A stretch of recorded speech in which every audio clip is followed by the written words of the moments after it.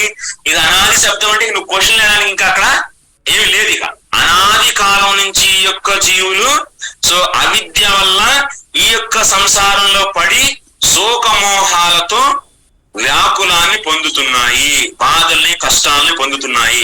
అలాంటి జీవుల్ని ఉద్ధారం చేయడం కోసం, అలాంటి జీవులను ఉద్ధరించడం కోసం మళ్ళీ శాస్త్రాల్లో చెప్పబడినటువంటి అంటే మునుల ద్వారా పాడబడినటువంటి భగవంతుడి యొక్క యశస్సుని ధారణ చేయడం కోసం, ఏంటి మునుల ద్వారా పాడబడినటువంటి భగవంతుడి యొక్క యశని ధారణ చేయడం కోసం ఏం చేశారు ఆయన?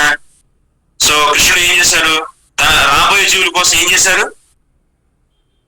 తన యొక్క మిత్రుడు, తన యొక్క ప్రియ మిత్రుడు ఎవరు? అర్జునుడు.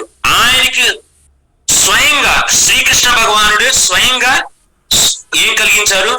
స్వయంగా తనే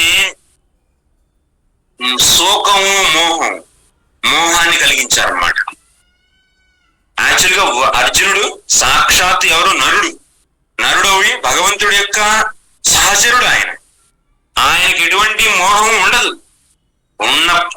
కానీ మనకు భగవద్గీతను ఇవ్వడం కోసం అర్జునుడికి, తన మిత్రుడు, ప్రియమిత్రుడైనటువంటి అర్జునుడికి మోహాన్ని కలిగించి ఆ మోహం ద్వారా అర్జునుడు ప్రశ్నలు అడిగితే ఆ ప్రశ్నలకి ఉత్తరాలు ఇస్తూ తద్వారా ఆయన ఏం చేశారు?